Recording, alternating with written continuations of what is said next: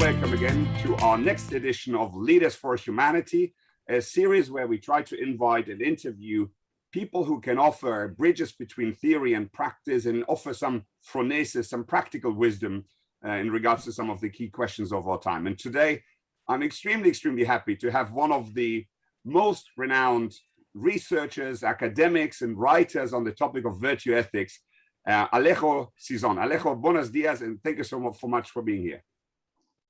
My pleasure to be here. Thank you for your invitation. Thank you. And we have chosen a title which reflects the last book that Alejo has written on the subject. And we've called the session today, The Ultimate Value Proposition, Happiness and Virtue Ethics in Business. And we are very curious to kind of disentangle this question of happiness and virtues and how does it relate to business during the session today. But as always, I want to briefly introduce the floor for those who might have joined us for the first time. So we will briefly set the scene in terms of what our inquiry is all about.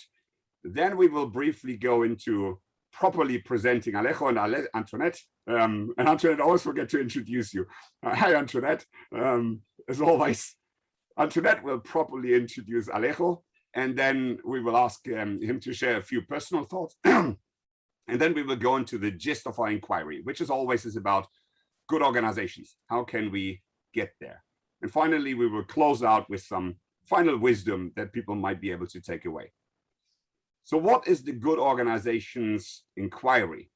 It is really that question about how organizations in this fast changing modern society and world can become good actors at the level of acting within the society and communities that they're in, creating a container for the communities and people that are in engagement with the businesses, and finally providing a breeding ground, a fertile territory for the individuals to lead a good life and attain personal happiness. How can organizations get there?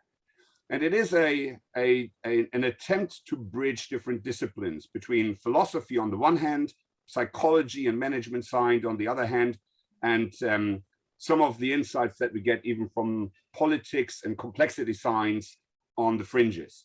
We're trying to engage a wide array of different thinkers and stakeholders in this journey. We have researchers who are looking at some of the theories that are being proposed with evidence. We have free thinkers, people who are putting new theories out and sometimes challenge the hegemonic, the dominant theories of our times.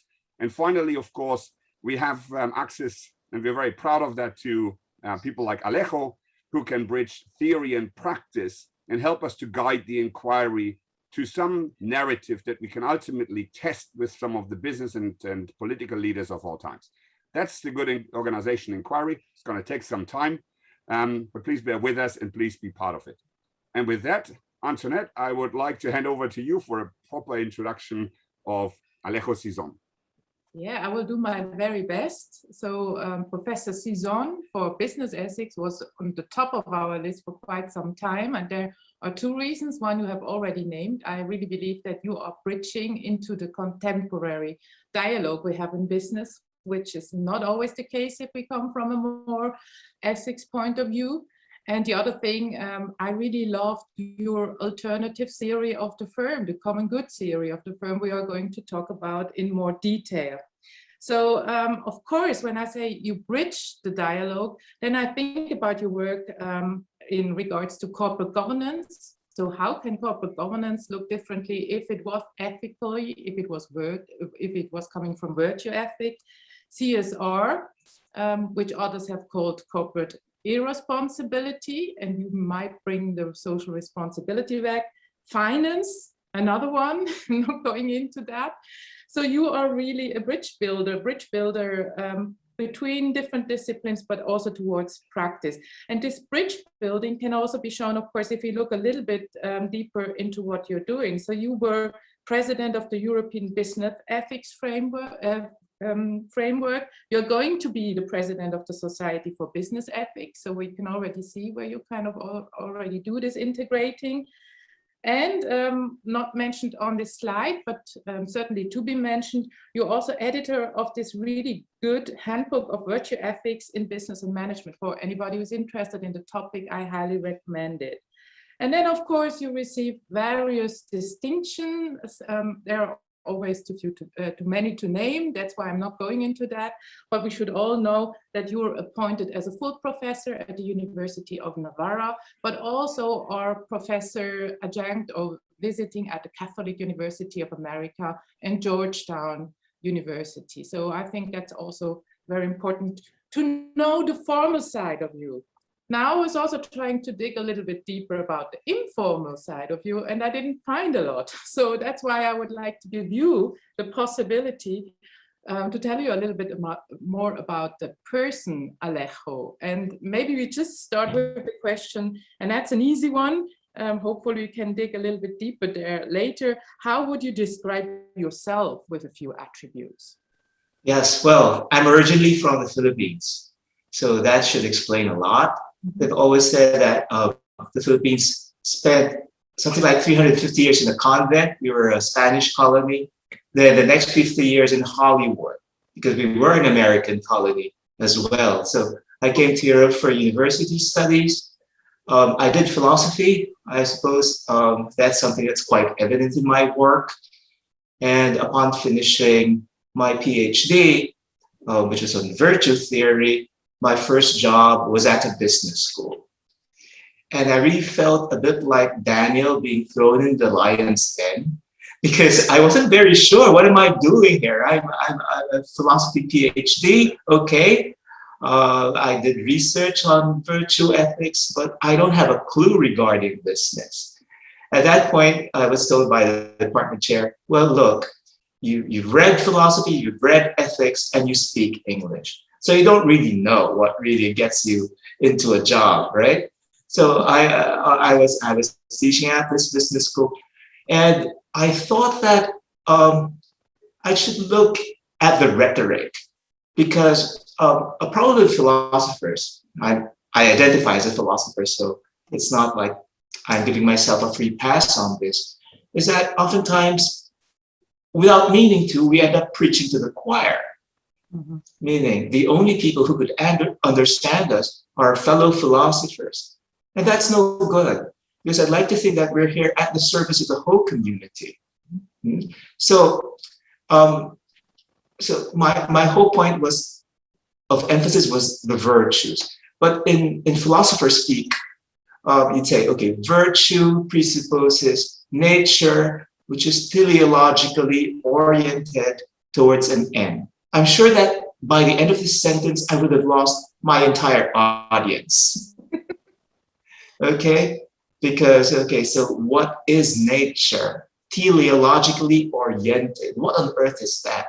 So I spent quite some time thinking, how could I manage to get these ideas across to an entirely different audience? And perhaps that would sort of qualify my life's work. Earlier you mentioned bridge building, and probably that is my mission, I'd say. I mean, building a bridge between philosophy, ethics, and business without watering things down, because as you know, the temptation is always to dumb down things, right? I think that's no service at all, because we're not supposed to dumb down things. We're supposed to make ourselves intelligible, but not dumbing down things, because you lose the richness of disciplines and of reality. So basically, that's it. It's a philosopher who, at the very beginning of his career, was somehow forced to relate with a business and management audience, and had to find different ways and means to explain what he thought was, the things worth sharing with from his research. For instance, this whole idea of moral capital as a stand-in for virtue. So I said, okay, so this is a business audience. They must have business backgrounds, economics backgrounds, or law backgrounds. They all understand what capital is. And capital is any resource that accumulates through time, to which we could derive alternative uses for the future. And right around that time, there was the whole field of human capital was a buzz, right? There were different kinds of capital that were being discovered and were being measured. And I said, why don't we take this course just a step further and propose virtue as moral capital? I mean, I had read it in passing, so the term isn't entirely original, but I think that I'd like to think that I've contributed to developing that notion of moral capital. The main difference between moral capital and other forms of capital is, of course, that moral capital is not morally ambivalent. In other words, it can't be used for evil purposes, whereas the other forms of capital, yes, I mean, they're morally ambivalent, you might say. I think, Alejo, we will have a lovely conversation. I would suggest, I mean, firstly, your background might indeed be an interesting key to look at your thoughts. I recall, and we cannot unfortunately do any Tagalog, I recall being in Manila once, coming out of the airport, and it was the end of September, and I was hit by the heat coming out of the airport, diving into a taxi. And the first thing that the driver put on as a tune on the radio was White Christmas. And it was, I mean, very interesting in terms of some of the Catholic and religious traditions that are still very alive in countries like the Philippines. And I think we've encountered a lot of people coming from a Catholic or religious background in this virtue or moral philosophy domain. And I think that will be an interesting thing to also talk about. I recall Henry Mintzberg saying that the last thing we need is, Antoinette, was it adjectival capitalism also, right? He said, talking about conscious capitalism and caring capitalism and better capitalism, whatever. Capitalism is the noun and whatever comes is an attribute, and it's the wrong way round. I'm not so sure he would agree with your idea to make the same with capital. So Colin Myers speaks about natural capital and human capital and social capital and all sorts of new accountings for different types of capital. You're bringing up moral capital. I think we will challenge you a little bit on whether that doesn't become easily an oxymoron, because the dominant paradigm swallows the others very, very quickly. And if we adapt to that language, we might be on a slippery slope. But I want to ask you one more question about yourself. In your shaping your views about moral capital and the common goods in the firm, your personal theory of bringing together different strengths in virtue ethics, what would you say have been some events maybe in your own life that have proven formative in the way that you see the world? Is there something which you could share, or are there any people who have provided you with insights and guidance in regards to how you personally see your good life? Well, yes, you're never alone, right? So you're constantly receiving influences from people around you, from the family. I come from a family, okay, hold your breath, 12 children. A family of 12 children. And I happened to be the youngest besides, which was the way to go because my father belonged to a family of 16 children and my mother to a family of 10. So it was like I never felt lonely. I never knew what loneliness meant. Okay, so together with that is, of course, a Catholic background.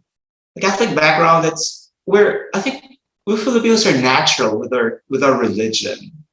We're natural. It's definitely not a point of conflict. Rather, we think it's a source of empowerment for us to feel somehow related to other people, whom you've never met. And obviously, it's a bit of it provides a very strong moral guidance too. After all, what we're talking about here is a wisdom tradition of more than 2,000 years. Okay, so it's time tested. One of the sources I always draw in my teaching and my writing is Catholic social teaching. And I say, okay, when we examine the principles of Catholic social teaching, you just mentioned the common good, and that's one of them. It's not like we're requiring people to make an act of faith. Rather, these things could be rationally understood. And I always tell them, look, just how many of you have run DNA tests on your parents? No one raises their hand. But how do you know that they're your parents? Have you verified this scientifically? Certainly not. But you're sure that they're your parents. Why? Because they've always behaved as my parents, even when I gave them more reasons not to behave as one, right? So, I mean, this is what you might call human faith, not really verifying things, but taking them to be true based on how people have behaved themselves towards you. Okay, so in that sense, perhaps I'm not Western, I'm not modern or contemporary in that sense that very easily seeing conflicts between religion. I'm certainly not a secular person. Okay. Very interesting. And I think you're saying in your book, family is the first school of virtue. And I think that is a notion that comes through very often, where I think in modern times we also often have not very fruitful families for many different reasons, and therefore maybe indeed that school of ethics is sometimes missing. Thank you very much, Alejo. That was already very interesting. Antoinette, do you want to lead us into the next session? I bring up the slide with the economy. One cheeky remark on top. I was told by a land woman of yours that you also have a strong tradition of matrimony. And I kind of also hear that with the family in the background, but maybe I'm taking things a little bit too far here. And we want to go over to the next block where we're going to look at the good life a little bit more in detail. But first, Otti is showing us the usual inquiry structure we try to follow. Sometimes we lose ourselves, of course, in interesting discussions, but we really want to start first more with the moral part, looking at the good life, the good business, the good society, then look how to operationalize it, if we can operationalize it, and then mainly looking at the transformation where good leaders are part of, but also where we are in what we have already discussed. What do you need in order to become? And I think that's also an important question we are going to tackle.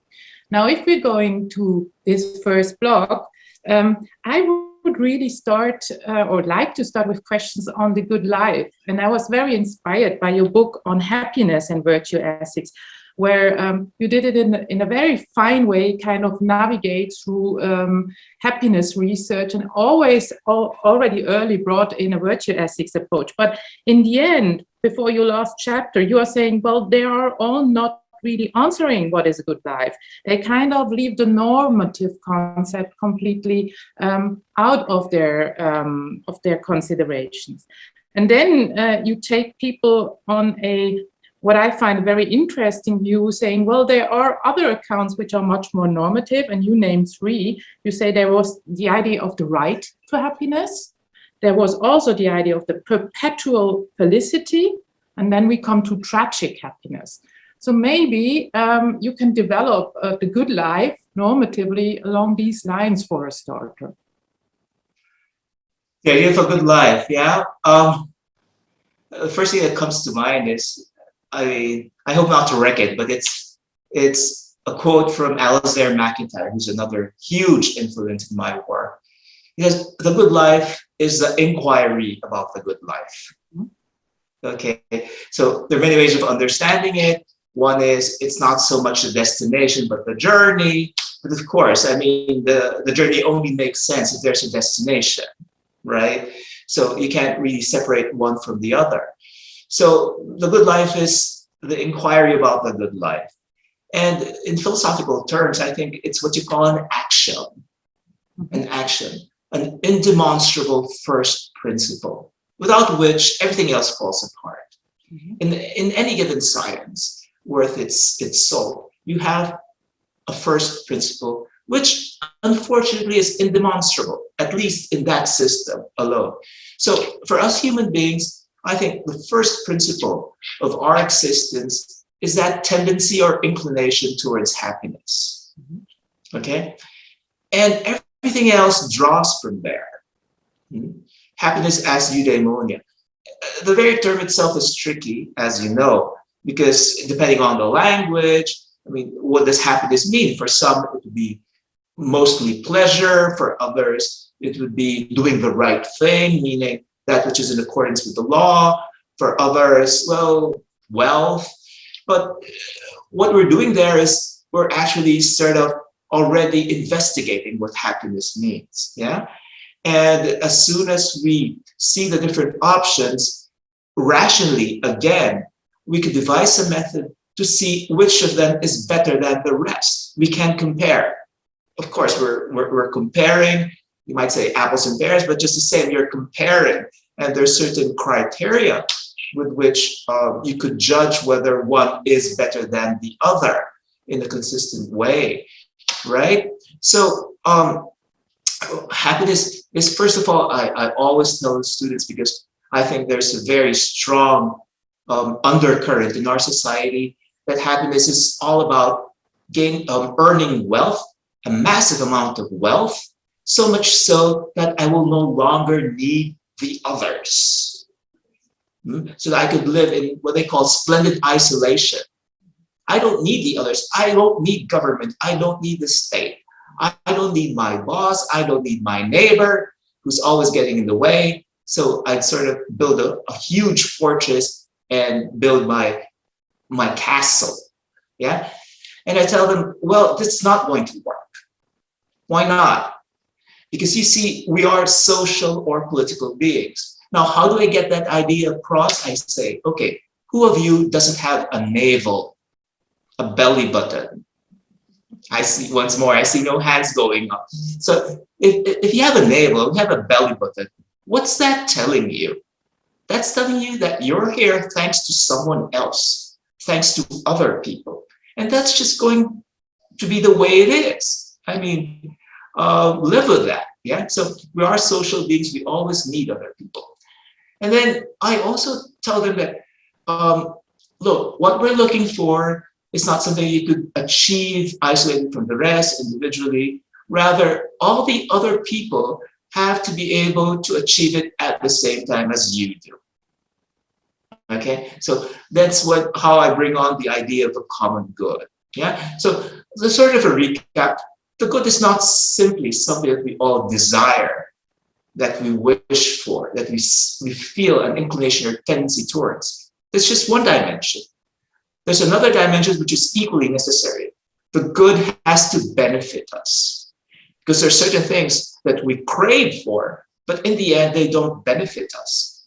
Whoever's on a diet knows this, right? So the good has to fulfill both conditions. You have to like it, it has to benefit you. And the utmost good that we desire, flourishing or happiness, is a common good. It's something you could achieve only together with everyone else in the political community. Can I come in here already with a small question? I actually think Bill Torbert, who we spoke to a week ago or so, would very much agree with your first statement on happiness. Antoinette, I think he said, good questions, good friends, good work, good money, in that order. That's my good life. And I think good questions points to it's an inquiry about the good life. I find that is very interesting. But I think it immediately poses the question, one, your good life is probably not going to be my good life, right? So there's a pluralistic version of eudaimonia, of happiness. So how can we use that telos, so to speak, to develop guidance in regards to how to attain good life? And here, could you maybe, for the people who come to this fresh, give a little overview of the ethical theories? And I'm thinking kind of the Kantian deontological vis-a-vis a utilitarian vis-a-vis virtue ethics. And then from there, we can go a little bit into virtues. But I think we might need to prepare the ground first. Sure, I will do my best, Ari. I'm vaguely, you might say, neo-Aristotelia. And what does that mean? Well, basically it means that the good life is not an idea. Rather, it's an activity. Okay?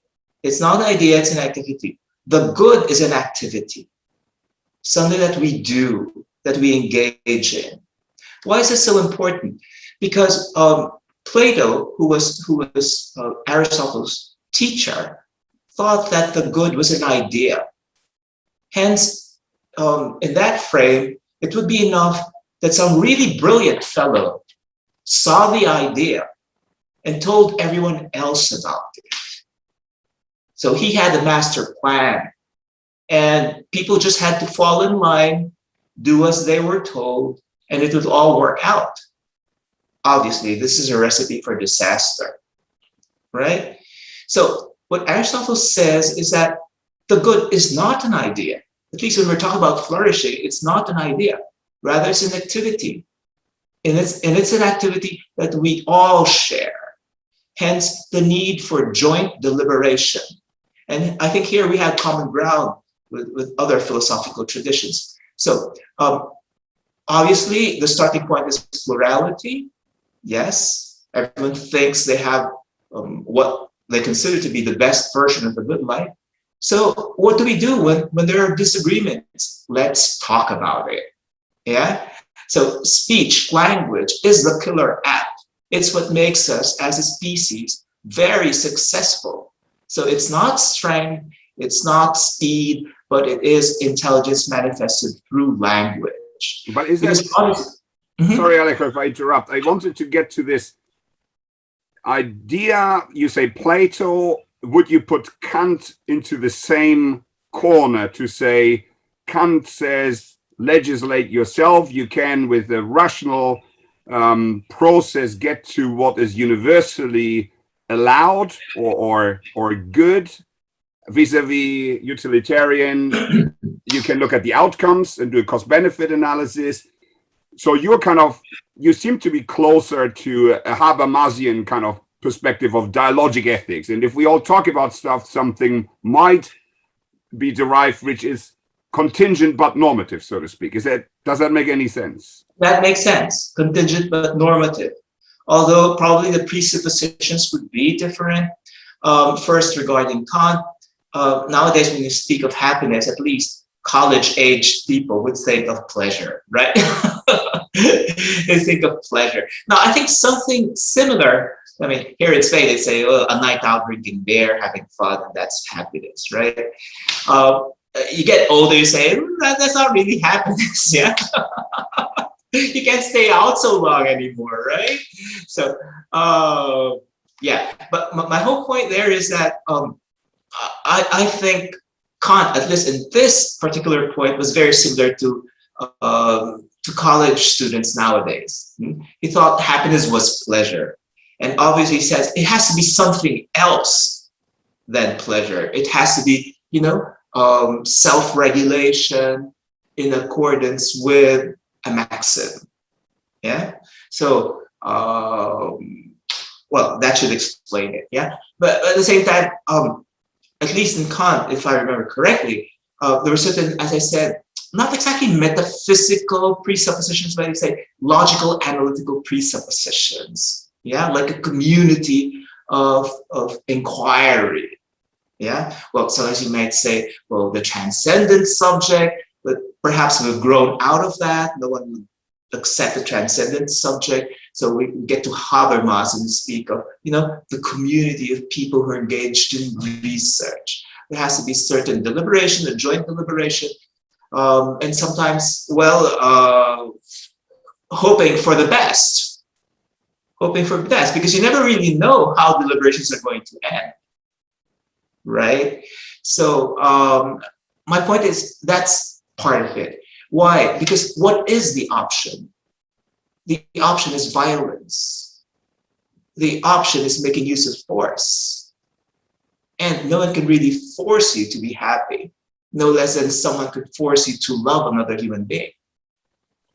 Yeah, but on the other hand, there might be the idea that I can force you to be happy, so to speak. If I look at a kind of Rousseau notion of the general will vis-a-vis what was called the will of all. So even as a citizen, even if I'm free to develop my own perspective on my own good life, I might not get it right.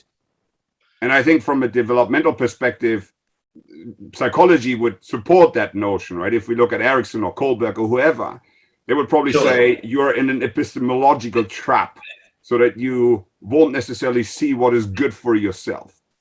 So then there might be a requirement, and Antoinette came across some suggestions by Aristotle that it might be quite painful to develop yourself. So you're kind of saying, if we talk to each other, we can agree on what good is, and then derive from that some principles as to how we can achieve that. But is that not dependent on people being quite advanced in the way that they interact with each other, in the way that they interpret the world? Well, force you to be happy, Rousseau would lose me out there. He'd completely lose me, right? Although I do understand, of course, that we go through stages. And actually, one of the main critiques against virtue ethics is that it's tautological. It presupposes the very thing that it's supposed to prove, right? Why is this so? Because it says, well, on two counts, yeah? Let's begin with the first one. Virtue is what the virtuous person does. Duh. So meaning, if I'm not virtuous or cannot claim to be virtuous, I will never know what virtue is, what virtuous action is, right? So that's one difficulty. The other difficulty is that it clashes with modern scientific knowledge. Okay. Okay.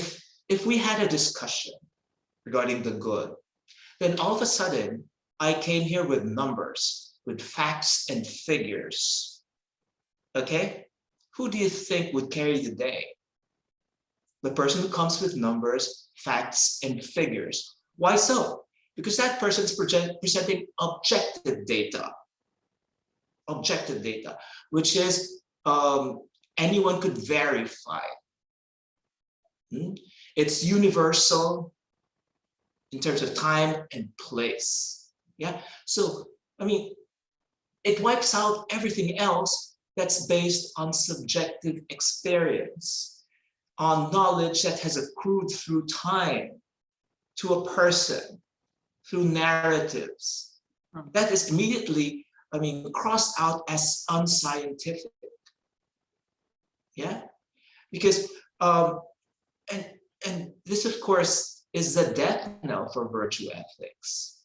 This is a death knell for virtue ethics because what it says is that only people of a certain kind qualify to be judges of virtue.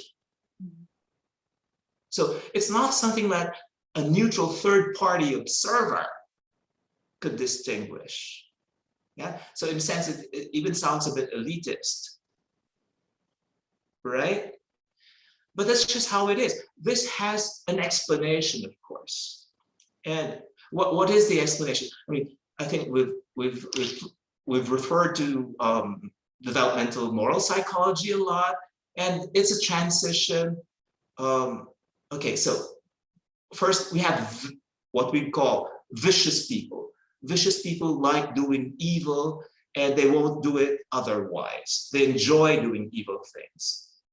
Thankfully, I think they're outliers. Yeah, the majority of people would fall between one of two categories.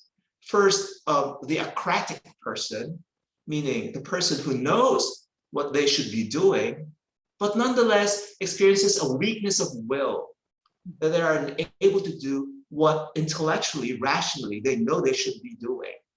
So that's the second stage. The third stage is the encratic or continent person, yeah, who knows what they should be doing and does it, but doesn't really feel good inside. In other words, they'd rather be doing something else. So because it's painful for them, it requires a bit of effort to do the good thing, yeah. And then the last stage is the stage of the virtuous person, who does the right thing and wouldn't do it any other way, and actually enjoys doing the right thing, and doesn't even think about, doing things differently. So I think the whole trick is moving people from one stage to the next level. And this is possible. And this is possible. Yeah. Well, I think I would love to deep dive into that even a little bit later. So let's hold the thought, because as you say, there are some criticisms who could be made here, like some people from Kantian ethics who look at virtue, for instance, say, well, this is really too rigid and too demanding. It is a very demanding model, I think so, maybe intellectual, elitist to a certain degree. And we hear pain. And in Aristotle's writing, I was seeing even punishment and suffering. So we might want to look in that a little bit later, because I believe if you are demanding that, there needs to be a narrative for people that they're willing to do that. So I think that's going to be a really important topic. But before we do this, because you guys have been already very quickly moving into a very high level discussion, I would, for our listeners, it's Otti's fault. Completely, it's always Otti's fault. Yeah, undoubtedly. We can agree on that. I would really like to understand virtues a little bit stronger or deeper with you, because I found that you have written about virtues in a way which makes it a little bit more plastic, for me at least. So in your book, you qualify virtues as a voluntary, with the right intention, appropriate in the context, good reasons, and pertaining to the actor's telos, if I understood that correctly. Now, can you explain that to our listeners, maybe also with an example, so that we have like these characteristics a little bit more clearly already? Sure. As every parent knows, the most difficult thing is explaining things to a 5-year-old. So I'll try and come up with a 5-year-old version of the virtues. Okay, so firstly, virtue simply means excellence, and there are different levels of excellence. I mean, there's excellence in one's passions, in one's inclinations, in one's actions, in one's habits, and in one's character. Okay. Probably the best way to understand the virtues is through an example linked to learning to play a musical instrument. Yeah? Who hasn't had a neighbor who's been learning to play the guitar, right? So the first time you get a guitar and start playing it, your fingers hurt, and you're unable to sort of coordinate the strumming with the pressing of the strings. And what comes out isn't music at all. It's horrible noise. Yeah.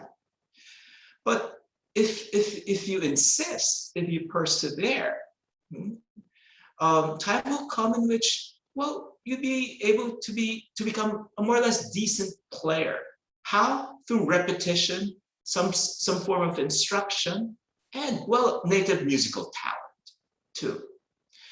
And then if you insist even more, you may even become a virtuoso guitarist. Whereas a novice guitarist is someone whose eyes are glued to the music piece, to the music sheet. Yeah, a virtuoso guitarist now improvises, he jazzes it up. So that is virtue. It's certain actions, when we perform them, even though they're done, they're finished, they haven't really left us entirely or completely.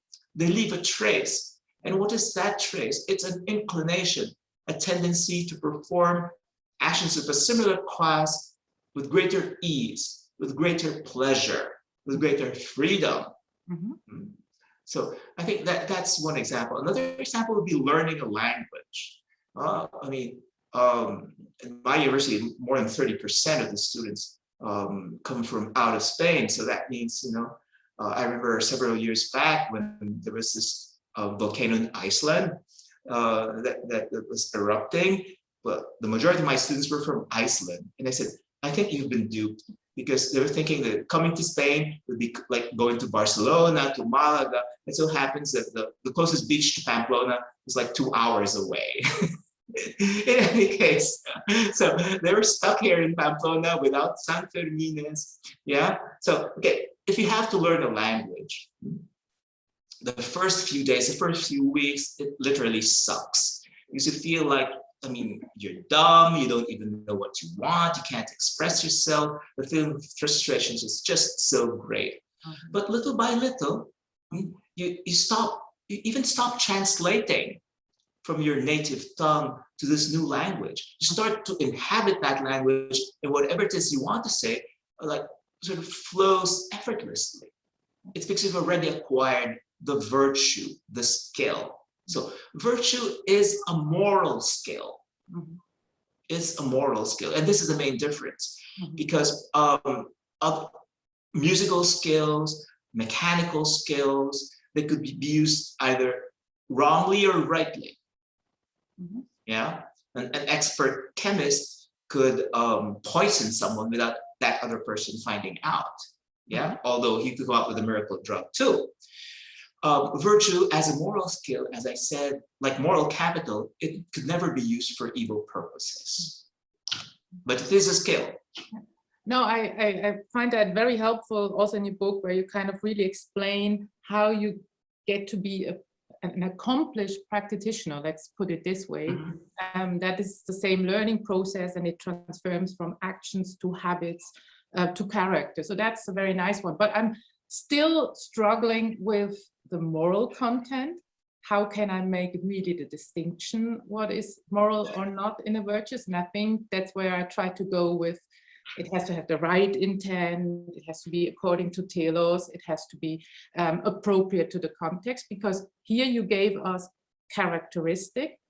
Of course, the other option would be to give us a washing list. I mean, we have found like 140 or more virtues in the literature, and some virtue essayists like Anscombe says, well, that's actually the nice thing. It's much easier to give people lists, the descriptive part, because then people know you don't have to do what is morally right, but I tell you, honesty is a virtue.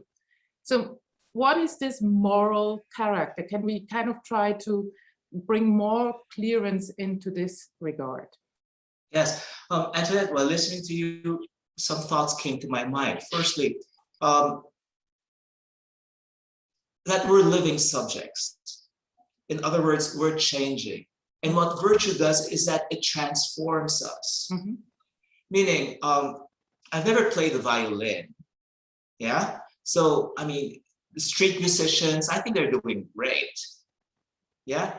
But a professional violinist, they could tell just how is the rendition of this musical piece. I think I'm fairly good at hearing, but certainly we're not referring to like biological or medical acoustics here. We're talking about something else, perception integrated with judgment, etc., etc., etc. So a concert violinist has changed, has transformed themselves, so much so that they're aware of the standards of excellence in a way that I am not. So I think something similar occurs regarding the moral good. Some people are further ahead in the stages of moral development, that they have an appreciation for the finer things. Yeah, that someone who's just at the first steps probably doesn't even realize, they don't have a clue. Yeah.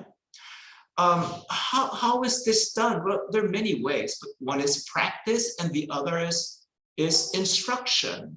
Yeah, I was just going through a few notes yesterday. I'm doing a revision for a journal article. And how do we learn things? Okay, so one is through instruction. Someone tells us, sometimes which they call discipline, like learning a discipline. And another way would be through what the Latins say, inventio, I mean, finding out by ourselves. Right? So I think the two complement each other. We learn things by finding out by ourselves. Yeah. After all, we have this innate curiosity, right, for things. And that innate curiosity, whether we like it or not, is oriented toward what is good or what is true. And sometimes we have to take it on other people's say so. So that's learning a discipline. I think it's no different from another example which I really like is about moral growth and how people sort of understand themselves is, for instance, if you have a toddler who trips and hurts and scrapes their knee.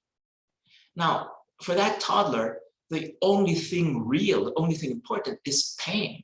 So, I mean, they could be crying and shrieking as if there were no tomorrow. But what does a parent does? He lifts the toddler up and tells them, what happened to you? So you tripped on the stairs. You hurt your knee. So you're sort of explaining to the toddler what's happened to him or her. Yeah. But I think, Alejo, may I pull you back for a little bit, because Antoinette's point was more related to selection. So we found endless lists of people coming up with alleged virtues. Gotcha. And I think our question was, I mean, we were starting to invent our own virtues, like global care. Don't fall into that temptation. Exactly. We have more lists than we could. Correct. And I think someone criticized Solomon, for example, exactly based on that. Solomon comes up with some of virtues he believes are relevant in business. I looked at this, and I'm not a philosopher, I'm a business professional, and I thought it was very badly derived. It seemed more normative than descriptive. So toughness was suggested as one of the 4 core virtues in business, and frankly, it doesn't resonate at all with me, and I didn't know where he would come to such a definition. And hence the question was more Antoinette's point about what is the morality. And here I think 2 thoughts. One, I really loved the way that you explained it now, but also in your book, this notion that virtues bring potentiality in our being, I think someone suggested, and in the being around us. So there's something which is, it's almost mystic. It's something, I think Antoinette, Simon Weston says you have to re-enchant your lives. So there's something about bringing a spark into people's eyes and into people's existence with this. And I'm wondering, so if we say eudaimonia is subjective to a degree, what makes me spark could be the learning of the piano playing, an individual activity, but I think there's also certain focus on activities that have relations with others, right? And I think the learning is also very often in and with community. So maybe going back a little bit to what makes a virtue qualify as a virtue. So toughness, for example, why would toughness ever be a virtue? Yeah. Right? Is it making me a better person and is making people around me a better person? Maybe like the 5-year-old you talked about, if I'm being a little bit tough with the good ideas as to why that is necessary. But by the same token, I could come up with 1,500 other virtues. So what is your thoughts on that? Sure. I share with you the disappointment and no small degree of frustration regarding the plethora of virtue lists. Yeah? You go through them and sometimes it all boils down to wordplay. It all boils down to word with the best of intentions, but in the end, I think it's wordplay. Why so? Remember that the virtues aren't values. Virtues aren't values. So you mentioned disenchantment. Okay, so there's a Weberian resonance there. So virtue ethics isn't a supermarket of values, okay? A supermarket shelf stocked with values. So whatever is valuable to you may not be valuable to me, but let's put them side by side on the supermarket shelf and we're fine. Yeah, you just pick and choose. Now, okay, virtues need an anchoring. We mentioned one of the anchors, which is the telos, eudaimonia, what is the good life, okay? But it also has another anchor. And I would be called essentialist for saying so, but there's such a thing called human nature. There's such a thing called nature, which is everything that's given, and it's not man-made. It's not human-made. So it's not culture, it's nature, yeah?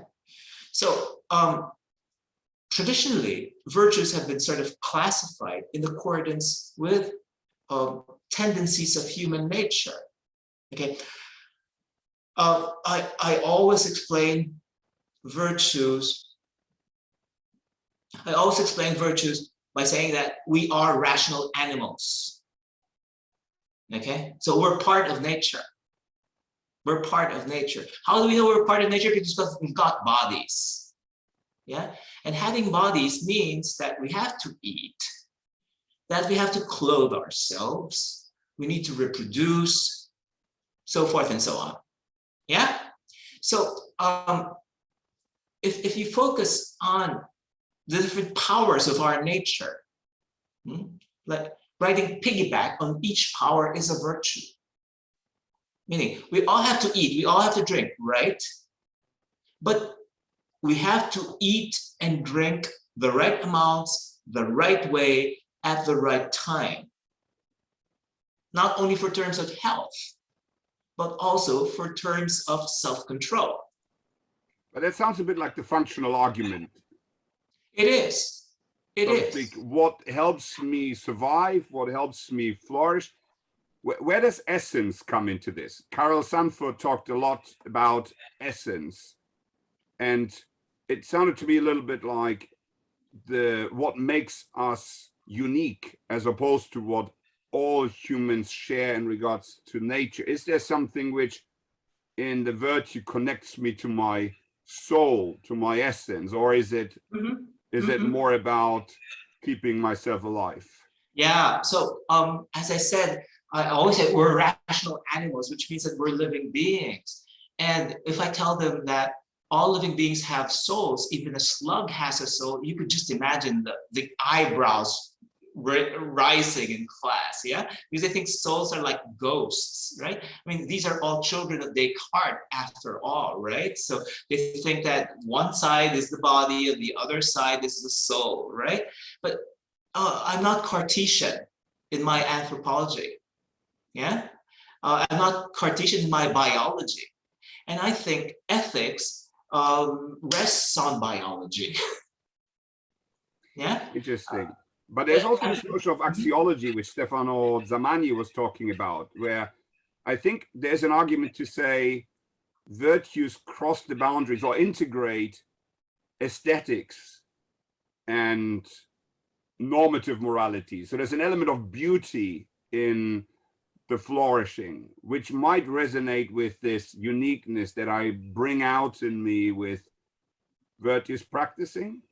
And just to add to that, because you are also looking at eudaimonia, common good, referring to Catholic social teaching, and there, of course, you have human dignity, and which I understand also as that we are image of divinity. So in that sense, where does this then belong? Is that more in the eudaimonia part, or is that in the biology part? I mean, that's bringing us back to soul, of course. Yeah, we're biology, but not just biology. Although we never cease to be biology. Okay, yeah. Okay, not just biology, but we never cease to be biology, because biology cannot explain free choice. Biology cannot explain people's capacity to make life plans, right? Those different life plans. It's not a matter of biology.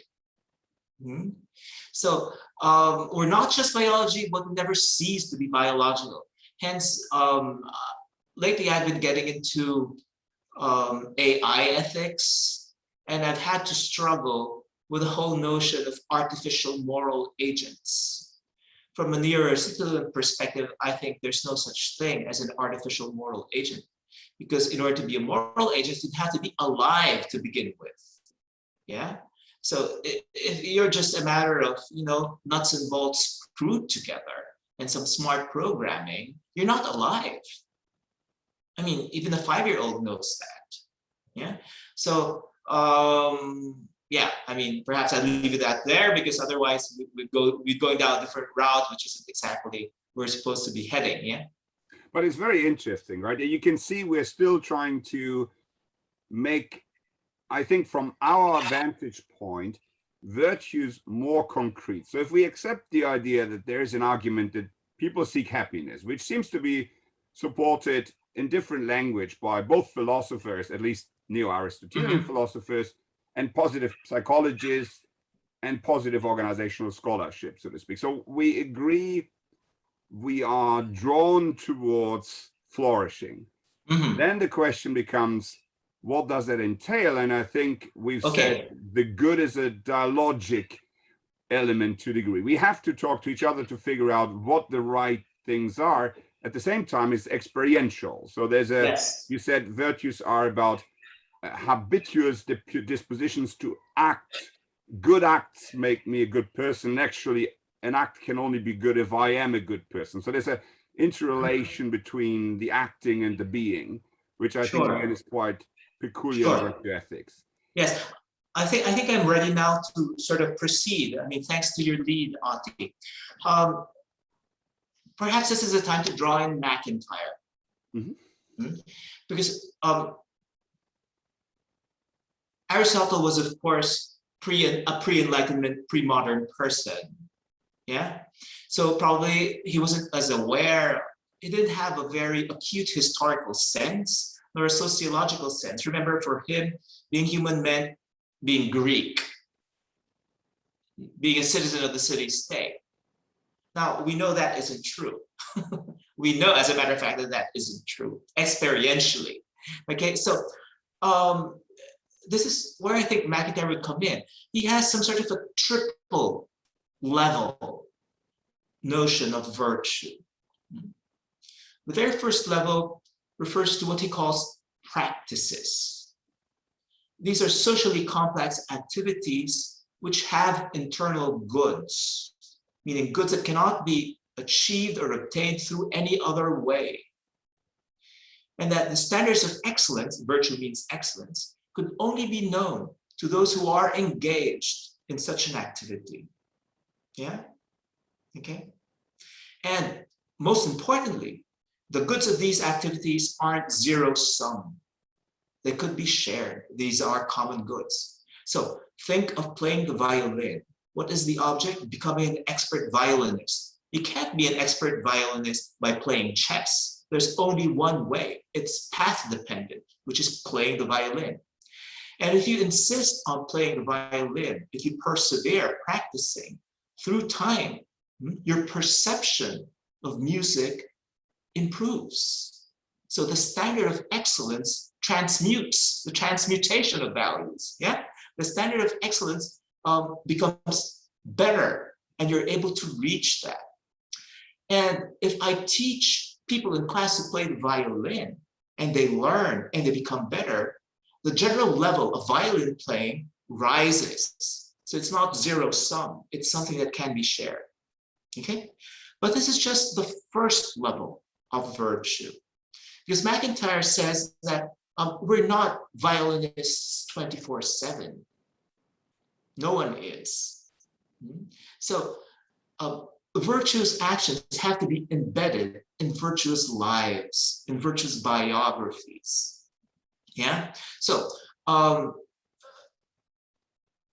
that means that in our lives, I mean, no one's just a violinist. They happen to be a son, a daughter, a spouse, a girlfriend, a neighbor, etc. And amongst these different roles, we experience conflicts. Should I continue playing the violin when my child has a 39-degree fever?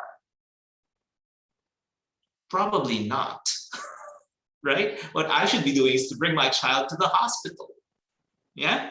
So virtue means being able to navigate all those different role conflicts. That's the second step, the second level. Otherwise, if you're just playing excellent and playing the violin, you're not really being virtuous. Yeah. And then there's a third level, which for MacIntyre means participating in community traditions.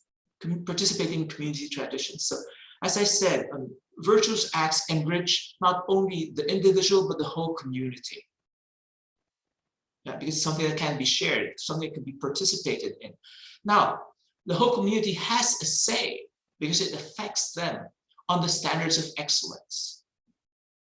Yeah, so probably I should get in touch with other violinists and compare notes and tell them, how do you improve on this technique? Are there new pieces which pose greater challenges to our level of expertise? Yeah. And by grappling with those challenges, with these problems, we bring the virtue of violin playing to a next level. And that would form part of our legacy. Yeah. Maybe here. And that would bequeath the whole community. Thank you very much, Alejo. Maybe here we take this VPI, I think, as you call it in your handbooks, the Virtuous Practices Institution model by McIntyre, and Antoinette lead over into the organizational context, because I think that's what we're starting to touch on with practices and institutions, isn't it? Sure, absolutely. Yeah. But before we dive into the McIntyre idea of what a firm could look like, I would rather start with your idea, because to be honest, that convinced me quite considerably. So your idea, and if I'm correct, is the theory of the common good firm. And there we have things in it like the company as a corporate citizen, I read there.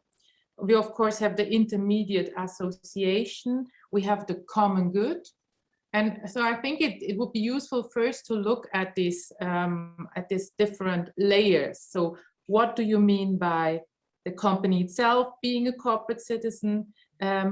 Then the intermediate association is also quite interesting, how it's positioned in society versus families, for instance. And then of course, common good, because we heard a lot of definition of common goods. And so I'm also interested how this then relates to other definitions of common goods.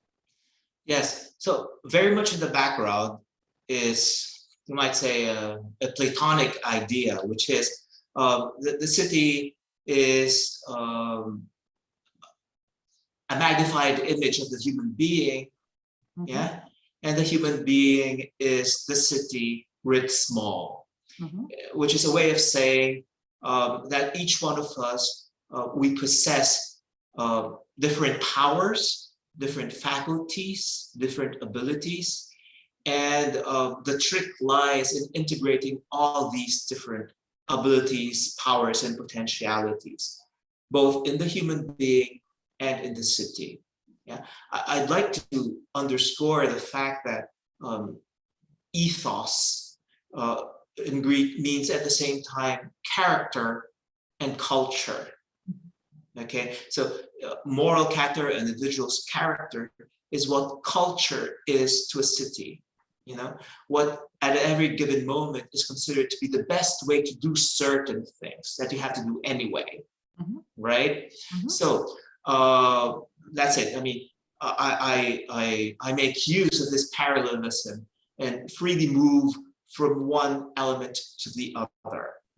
Now, going back to the firm, why do we have firms? I think it's for a very simple reason. We create firms, we create organizations because there's certain activities that we cannot do by ourselves. We need a collaboration with other people because those objectives are necessary and they benefit not just us, but everyone else in a given way, right? So after all, I'm in Spain, right? So I say, okay, if someone wanted to go on a journey to America, he can't do it by themselves. They'd have to build a boat, or at least it would take them very long, much more effort. What they have to do is to bring people in, tell them about the project, and sort of divide the tasks amongst themselves, and it will turn out to be a lot easier. So firms exist because there are certain objectives which cannot be reached except through collaboration or cooperation. Okay, so collaboration, cooperation, again, we talked about deliberation, we talked about joint deliberation. So it's not as if there was some genius or master architect who simply barks out orders to everyone else. And that would work probably if the firm were composed of robots, yeah? But if you'd like other human beings to be bringing in the best of themselves to their jobs, you have to leave space for creativity, for individuality, for ingenuity, for their own contribution. Okay, so the common good of the firm is work. By work, we understand any productive activity insofar as it possesses this double dimension again. On the one hand, of the objective dimension, which would be the products, the services, and if you're efficient at what you're doing and the use of resources, you'd be rewarded by the market with profits. That's part of it as well. So that would be the objective dimension. If I were a carpenter, if this were a carpentry shop, it would be the furniture, it would be the cupboards, the chairs, the tables, yeah? But more importantly, part of work is the subjective dimension or the subjective meaning, which refers to the knowledge that we gain by engaging in our work, the skills that we develop, the information that we're able to acquire, the skills and the virtues that we develop by performing our work. The only caveat proviso is that we have to prioritize the subjective dimension over the objective dimension. Why so? Because the subjective dimension inheres immediately in human beings. You cannot separate a person's ideas from the person themselves, nor the habits, nor the virtues from the person themselves.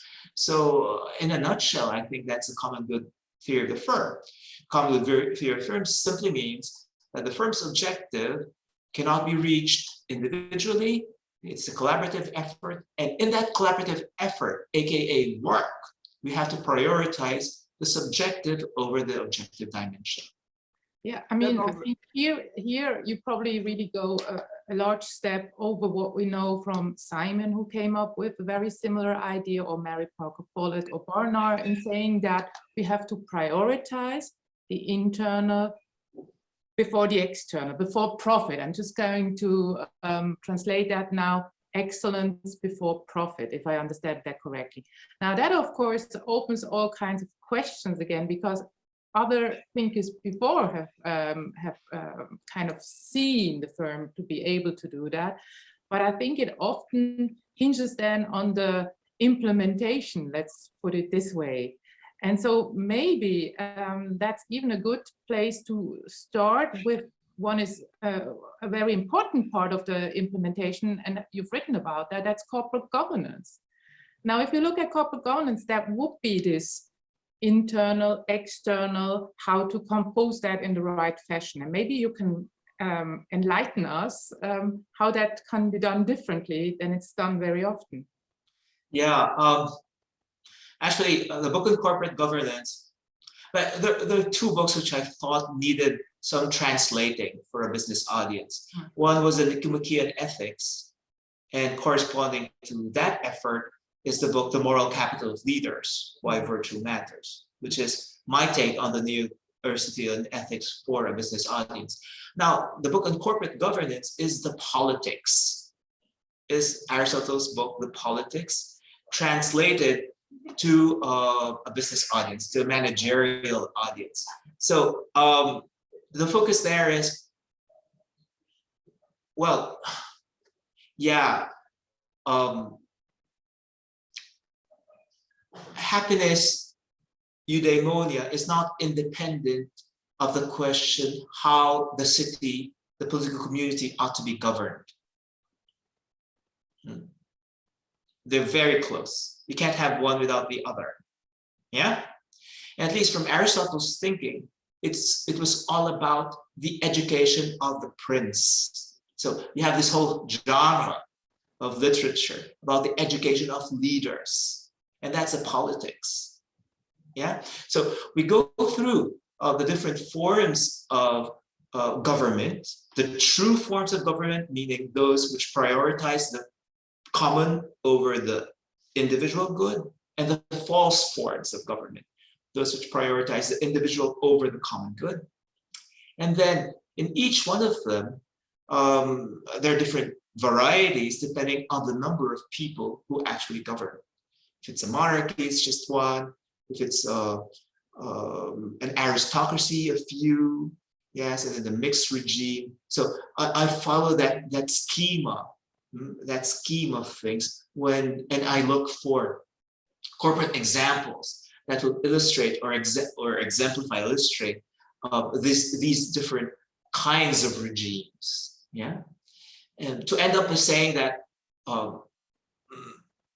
the crucial element is actually the education of the leader, proper corporate governance, which is not just an education in the different techniques, right, or ticking boxes. Rather, it's the moral transformation of the leader. Yeah. But if I want to go a little bit, being a business person, I want to go a little bit concrete.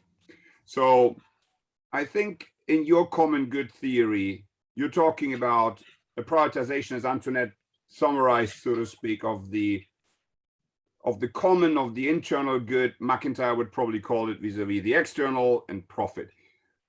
But in simple terms, and I looked through your book on happiness as well, we are critiquing subjective well-being and other indicators. So what would be an appropriate success measure for a business? How do we measure, in a way that is coherent with your theory, a good organization?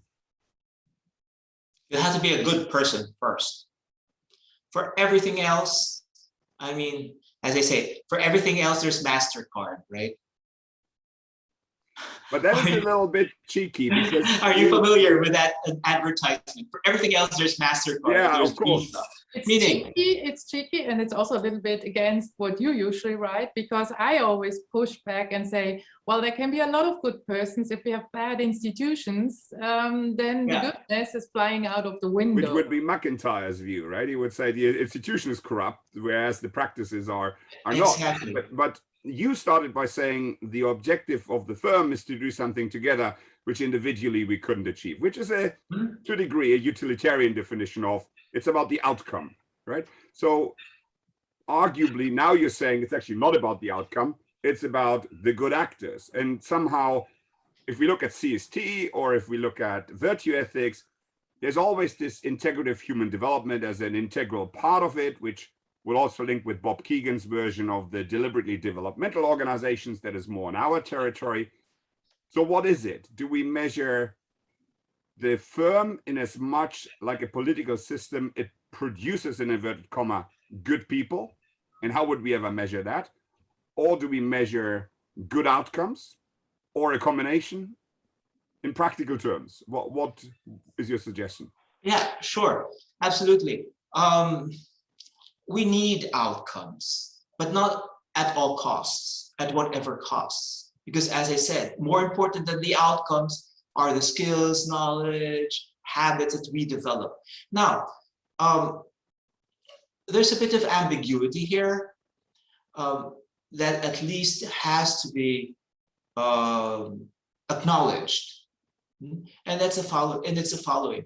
First, I think that flourishing cannot be achieved strictly within the limits of the firm. Neither could it be achieved strictly within the limits of the family. Flourishing could only be achieved within the limits of a political community. Okay? That said, a well-run firm, a well-managed family contributes to flourishing as well. Yeah, so we're establishing different limits here. Yeah, a well-run family, a well-run firm will rewards virtue and punishes vice. Yeah, oftentimes, in our liberal democratic society, in late stage capitalism, we're all used to, as I said, I'm Filipino, so sometimes I see this as something different from where I'm coming from. But in any case, we're so used to building sort of Chinese walls between our private and public lives, our religious or lack of religious belief, our cultural allegiances, etc. Now, we realize that this doesn't really work that way. Yeah, because we say we're multi-hatting, but you can't be forever changing hats. You can't be forever changing hats, because that makes for anomie. that makes for a sense of being unrooted. But I want to bring you, Alejo, I'm sorry, I will. No. I don't want to This is a conversation. I don't want to pressure, but it is in my mind. What's the measure? What is the measure? Okay. Or is there a measure? Sure. So even if we contend the fact that as a company, I'm not the society, so I have somehow a conscious subordinate function to the overall society, and that is, I think, very close to what Colin Meyer describes in his work on prosperity, to say we as a society create companies by public fiat, therefore they're anchored in the society and the common goods, and they have to contribute to that. And I think from an organizational design perspective, that might imply that the linkages that you mention between the firm and the community and the society it's embedded in, those linkages have to become much more prevalent in the way people organize and think. But I'm still not entirely certain, how would we measure? In your book, someone described Ben & Jerry and said Ben & Jerry had very philanthropic tertiary practices. It almost was ruined by the fact that it was becoming too focused on such practices. That cannot be. First and foremost, we have to survive. Are we therefore back to profit as the primary indicator, or is there some profits? Certainly, yes. Profits certainly not as a primary indicator. Not as a primary indicator. I mean, you like to think profits like a reward, like pleasure. I mean, I'm addressing people with psychologists, right? So you know that pleasure has a threshold. If you're looking for pleasure, that's the best way to lose it. Rather, you should be focused on doing the activity well, and pleasure will come. Probably it's a good way of thinking about profits. Yeah. If you're so obsessed with profits, well, any obsession is bad. It'll bring you down a bad road. Yeah, you need profits, but as we said, profits insofar as they make the business sustainable, because what you really like is what you're doing. In other words, what I really like is teaching. What I really like is studying. My institution has to be profitable. Why? Because otherwise I can't study, I can't teach. But that's the reason behind the profits, to be invested in my teaching, in my research, in the student experience. Think of it this way. If I were to tell you Hospital A and Hospital B, Hospital A is the most profitable hospital ever.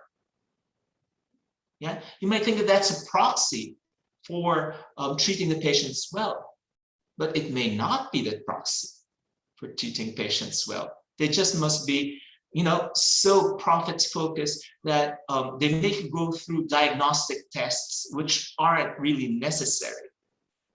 And through knowledge asymmetries, you don't know.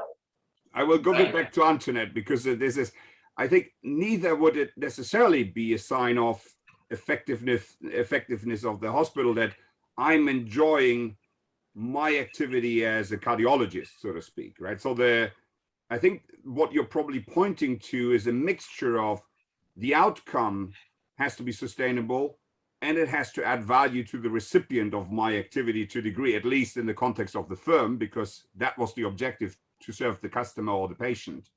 And at the same time, I'm growing in that practice in line with the history, the standards, the quality requirements, and the pride in the activity itself. That's, if I can paraphrase what I'm taking. Probably more than that, if I understood the whole discussion we had so far correctly. It is that you're teaching also for the common good. So I mean, this way you're kind of by that contributing also beyond your own. The eudaimonia is always in good. So that's how I would bring it together. But maybe we go. Just one word. Yes, of course. Just one word. Excuse me. Yes. Regarding the profits and measures and objective measures, right? I always bring the example of who's the richest person right now. It used to be Bill Gates. Probably it's someone else, Elon Musk. No one really knows. In any case, does it make sense for them to be working to earn more money? It certainly does not. It's stupid for Bill Gates to be working to earn more money. The only objective is, you know, like it's just the game. It's just to be able to have the title of the richest person on the planet. Yeah. But definitely he cannot spend all that money that he already has. So this phenomenon, right, of overworking, we know that. Overworking, it doesn't make sense. So what is this telling us? That they're looking for something else beyond profits, beyond money. Because these are goods, but these are instrumental goods. These are mere means to other things. So the focus has to be on what is sought with these means. And there we're back to the leaders. And of course, we could now go to society and start with the positional goods, because I already heard that here, but I would like to stay still with the firm. And going back to your corporate governance. So you said we need to have the right leaders. We need, that was one point which was really important for you in corporate governance.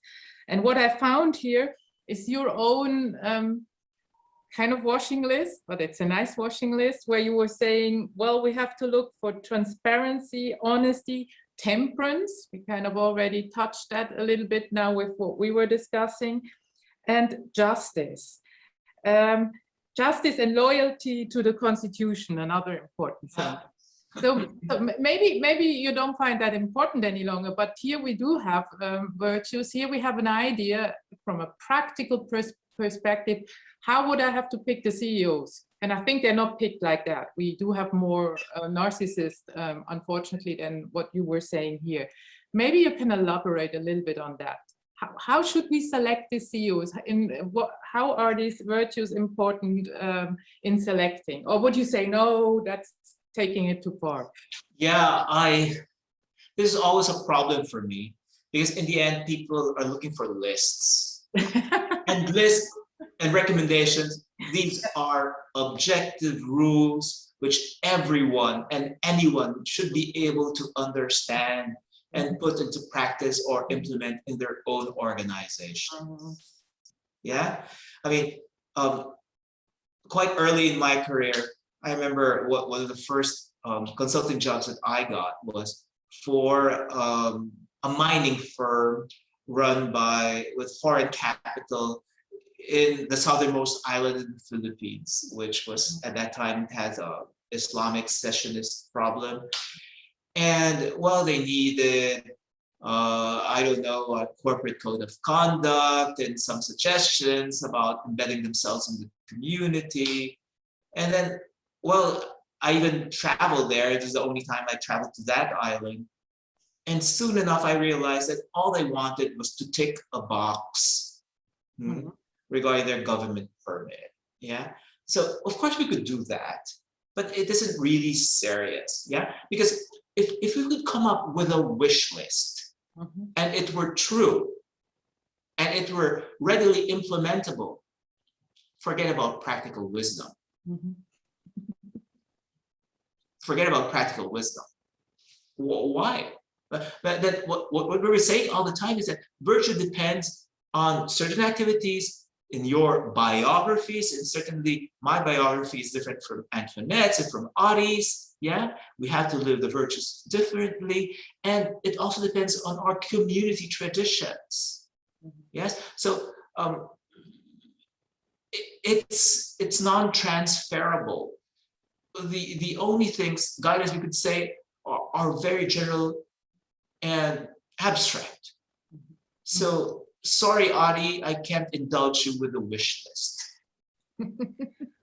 That is very sad about, no, I'm just kidding. But I think there is an element of concreteness that is desired. And maybe there's a notion of, it's a little bit like I interpret the Catholic Church. If you are enlightened and awakened, you don't need the 10 Commandments. But whilst you're not, maybe following the rules is not a bad starting point. Yes. Right? And I think then with the liturgy and with the Mass and so on, we are taking care of that education through community and through scripture and gospel to get you to a place where you don't need the commandments because you are a good being, so to speak, in the spirit of the Lord. Then, I like that. And then in that context, maybe we need something similar here. So we start with lists, we start with measures, and ultimately those are not required anymore. Because at the moment, it is still, for people who want to embark on the journey, not very concrete.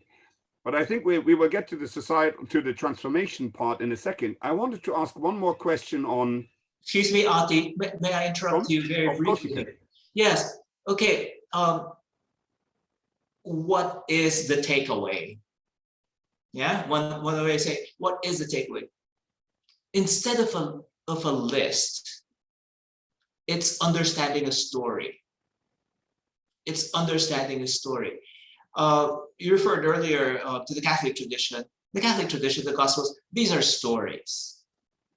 These are stories. So it requires some getting into the story, and then you realize, now I understand. And this is very powerful, because honestly, I think that the way to influence other people's behavior certainly is not through PowerPoint presentations and graphs and pie charts and numbers and financial statements. No, they get bored with that. People change their behavior and their conduct through stories.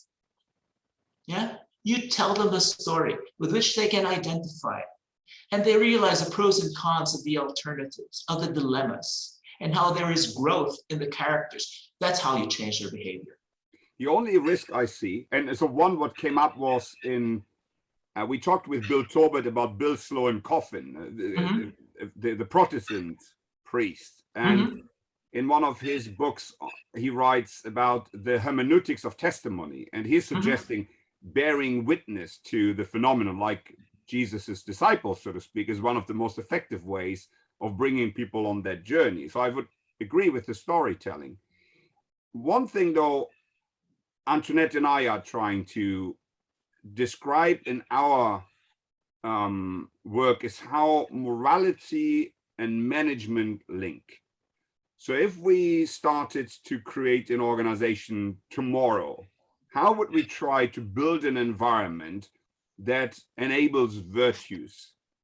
And with Stefano Zamani, we talked a lot about cooperatives like Mondragon and Yes. so on, the research we know from there. With Paul Adler, we will talk about his ideas on democratic socialism and companies like Kaiser Permanente in America, who are building more democratic and participative governance structures. So my question to you would be, beyond the question about internal versus external good, in terms of structure, in terms of processes and practices that relate to corporate processes, and maybe culture as such, what would be the most important levers in your books that enable, or Antoinette's favorite, thwart virtues? Yeah. What are the things we don't want lists, but from your perspective, what are the few things we definitely should do, structure, process, culture, and we certainly should not do? Yeah. Okay, so I will try to respond to your question. How should I manage a corporation such that it's a force for good, for society, for virtue, and for flourishing? Okay. Manage and build, if I may. Manage and build. How would you construct? How would you construct? Yes. How do you construct? Okay, that's a bit more complicated. But would these principles help? For instance, the principle of human dignity, the principle of the common good, the universal destination of goods, private property, subsidiarity and participation, would that help? Let me explain. Yeah. Firstly, the principle of human dignity, that each person, each worker is of intrinsic worth, regardless of what they do or what they don't do. So examples of this, for instance, a consultancy firm where the receptionist has veto power over the applicants. Because normally applicants come in, I mean, they're pretty young things, they're very smart, very driven, and they know, well, the receptionist, well, they don't really matter much in the company. So probably they tend to disrespect people who foreseeably would not be their bosses.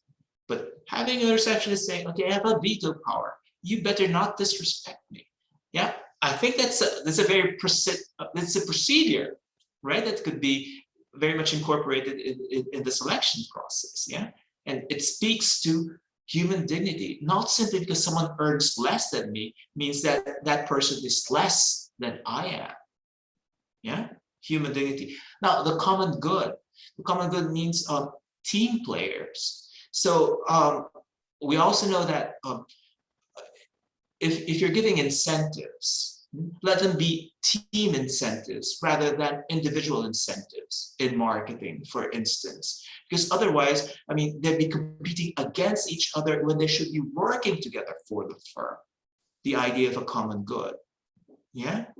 The universal destination of goods, which means perhaps ensuring a minimum of health care even for the essential workers. Isn't it ironic that in the pandemic lockdown, the essential workers are oftentimes poorly paid, not very skilled, they cannot work from home, but our health and survival depends on them. Yeah, so they must have access to health. Yeah. Now, private property, what does that mean? Well, private property simply means that to ensure that everyone has access to the goods that we all want, we have to respect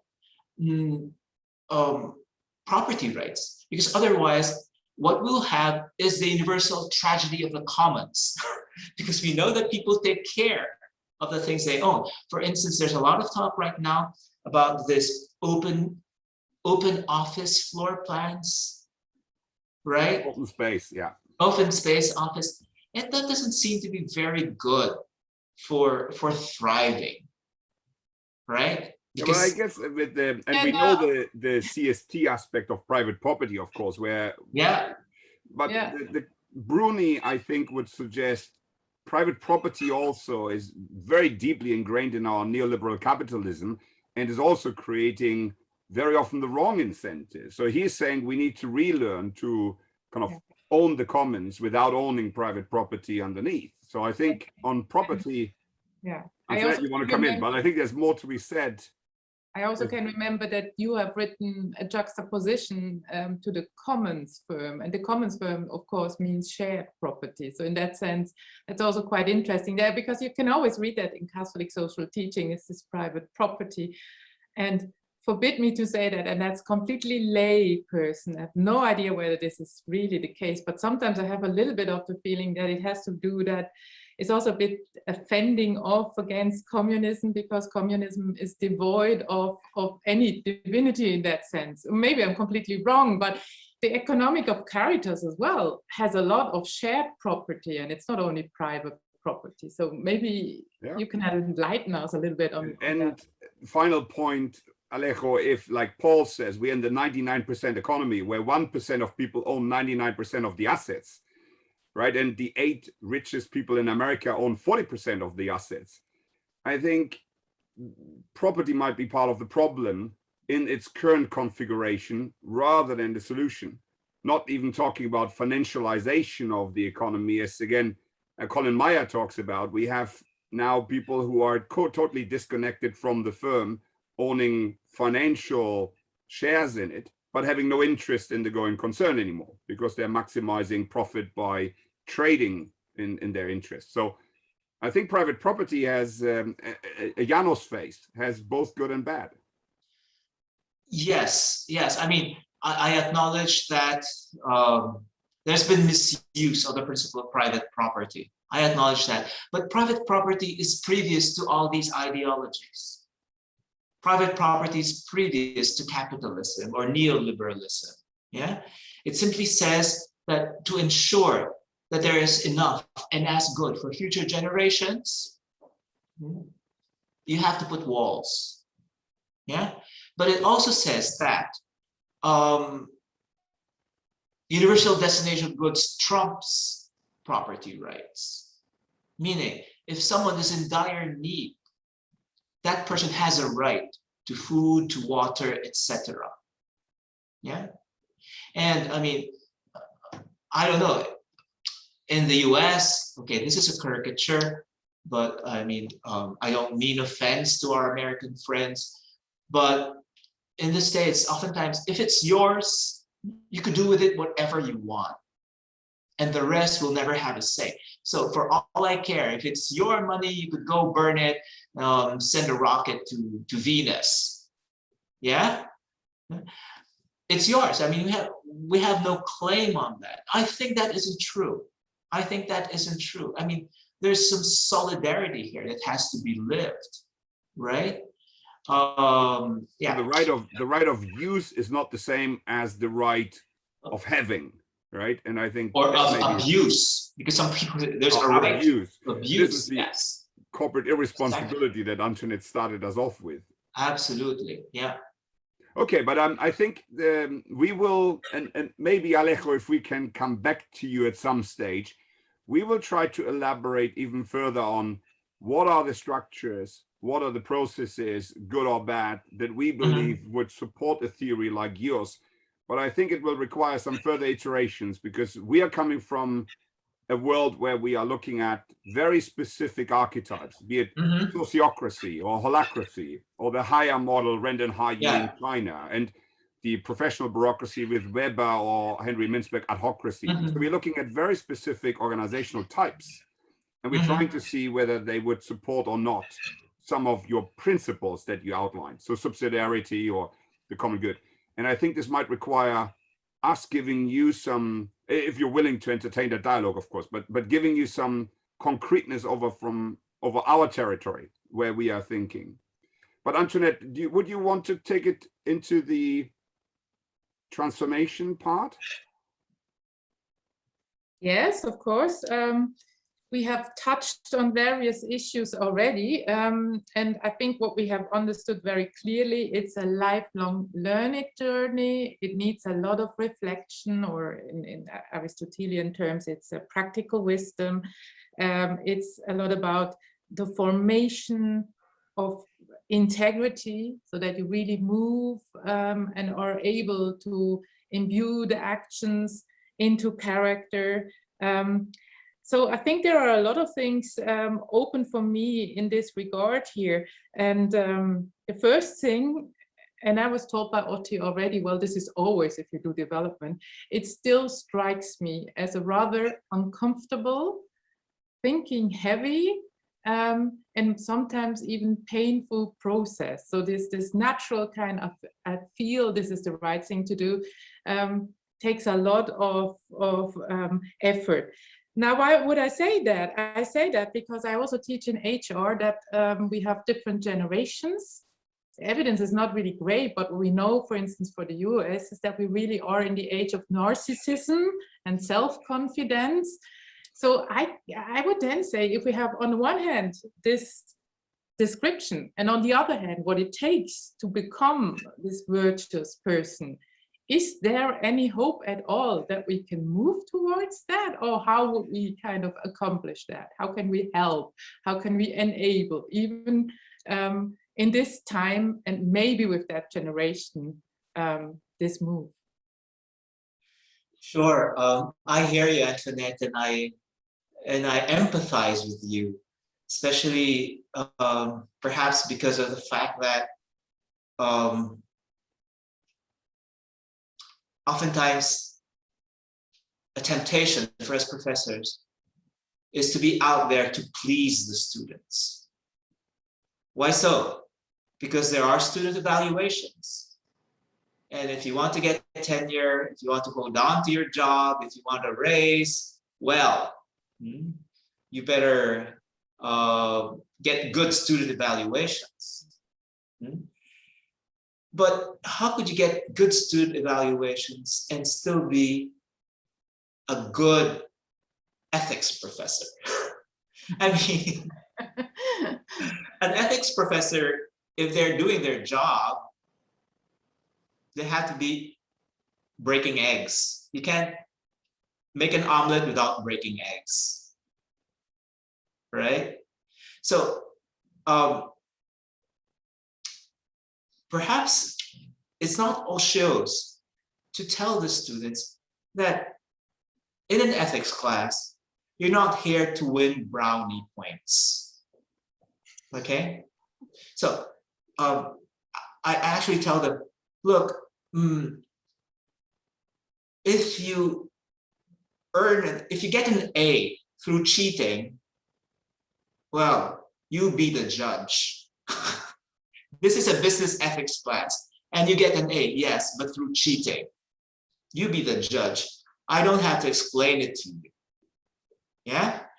So that's one thing. Another thing is that it's not about knowing definitions. Perhaps I'm out of my mind, but I really aim for a bit of moral transformation in class. Yeah? So my objective goes far beyond the grade that will come out in their transcripts of records. Yeah? So you might not get everyone on board, but some will. And as professors, we know that sometimes it's enough to find, one face who really understands you and is onto the discourse, and you could live through that. Mm-hmm. But at least you're giving them a chance. You're giving them a chance. You're not just a YouTube video, especially in times of the pandemic. You're not just a YouTube video dishing out information, mm-hmm. which they could Google anyway, right? But rather, you're a genuine human being, with whom they could relate. Yeah. So if I would summarize that, our job is not only to teach about knowing and doing and being, but also about becoming. That could be maybe what we should strive for. So we have a job here. How does it look in the whole society? I mean, do we have to start early? Do we have to change our schooling system? If you would look at the whole education and lifelong learning we have at present, where would you find changes really important? Yeah, definitely. I'm all, well, when you're not sure, as is my case on this specific point, mm-hmm. trust freedom. Mm-hmm. Trust freedom. Yeah. I wouldn't like the state to be dictating on me. Mm-hmm. Yeah. I would like things to be one track. Mm-hmm. I'm more for a multiplicity, a variety of schools, of universities, of programs, and let people find their niche, mm-hmm. rather than boxing them into something as if you knew that were the best thing for them. No one knows what's the best thing, mm-hmm. for anyone, right? So almost Taoistic, experimental. That's not. Yeah. But can I challenge that a little bit? So, because I think the view of negative freedom prevalent in our current society is, I think Robert Putnam is describing, we are in the most I society mm-hmm. ever over the last 300 years, certainly in the United States, is probably not conducive to creating that dialogue that at the very beginning you said we have to talk to each other, we have to mm-hmm. agree certain things that are good in our society. And I just wonder, I think when we spoke to Stefano Zamagni, we also had this notion of Arrow's impossibility theorem. If we take today's, what we think liberty and freedom entail in terms of social decision making, Ken Arrow is proving mathematically that we can mm-hmm. actually not get to consensus over mm-hmm. how as a society we should behave. And I think the only way is that we all display an ethos of participation that goes beyond recognizing our interdependence, but we actually step into solidarity. And is that not something that as a minimum we would require to be part of education in order to actually provide the means with self-determination to come together and agree something? Well, yes, of course, there are programs. I mean, in terms of education, people are waking up to, what do they call it, like service learning, mm-hmm. right? Service learning, being in touch with the community as part of one's education. yeah, as part of one's education, rather than, you know, rote memory sort of learning, or to technology focused learning. I mean, there are schools where children are actually taught to work with their hands. I mean, this is something which I find fascinating. I've read that if a child has reading problems, it's not just a matter of spending time before flashcards. What the child has to do is to play. Because Yeah, it's coordination. It's coordination, and there's something like a muscle there. Yeah, that good if a child plays, mentioned and that as well. yes. I'm sorry, Alejo, I just realized we have only 5 minutes left. 5 minutes, yeah. And I wanted to, Antoinette will close us out today with a quick quiz. But I wanted to ask one more question, and I need to decide which one. I think one, we were reading McIntyre and his challenges to the role of management. Can it ever be good? We, I think, also have another discussion with what's the name, Antoinette? John Lurie.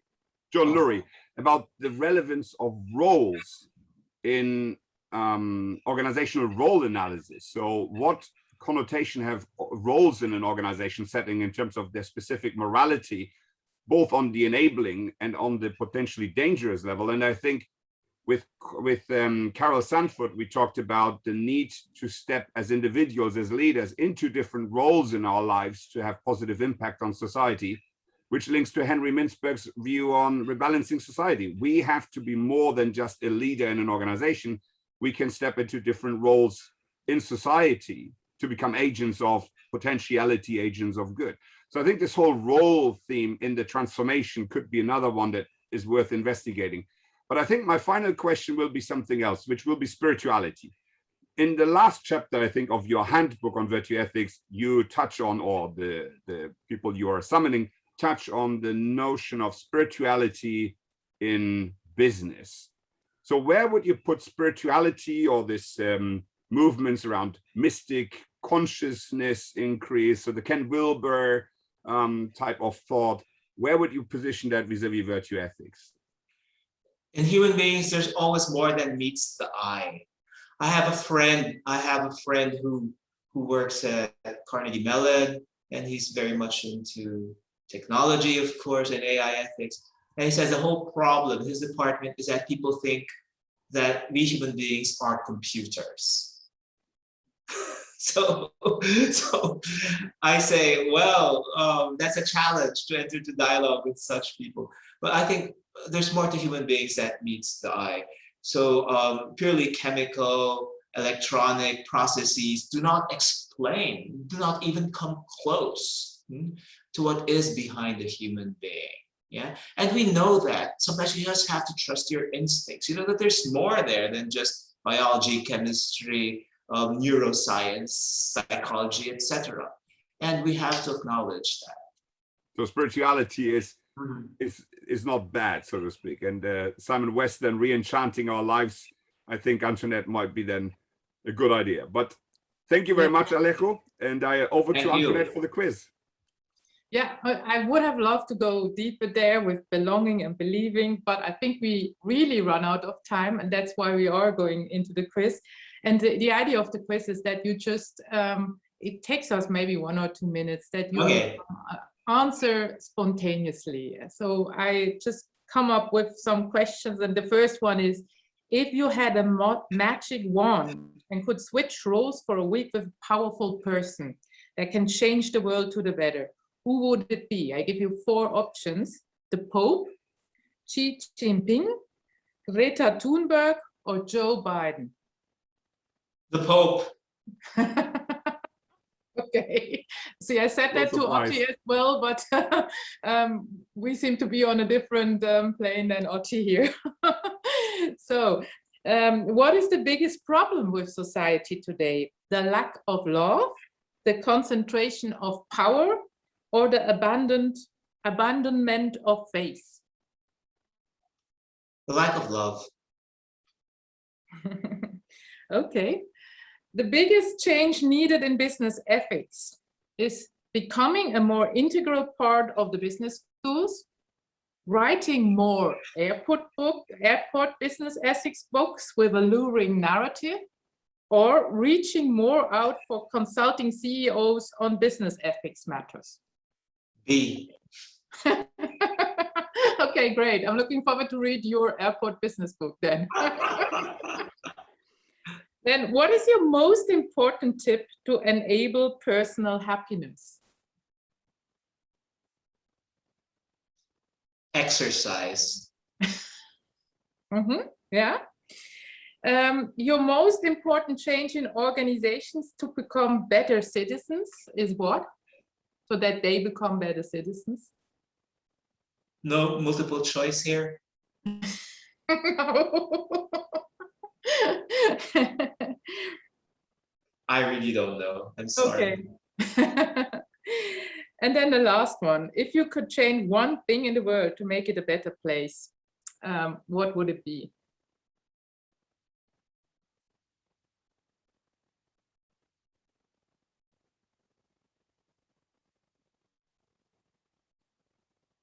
And poverty. Yeah. Okay. Very interesting. Beautiful, beautiful. Thank you very much. So this Thank you. was great. Wonderful. And I think that brings us to the end of yet another thought-provoking, very wide, and kind of very, very interesting session. Alejo, we've taken you all the way across the territory. Thank you so much for being a good sport and allowing us to do so. And thank you for all the insights, and also for showing the personality that you bring to the field of business ethics. It was really, I mean, very, very interesting. Thank you very much for your time. Thank you. Pleasure. And with that, I would say we are closing out, and a salute to all our followers and listeners out there. See you very well soon. And if you've got any questions or if you want further details, please look at the website where the transcript, materials, pointers to books, and so on will be made available. Thank you very much indeed, and see you all soon.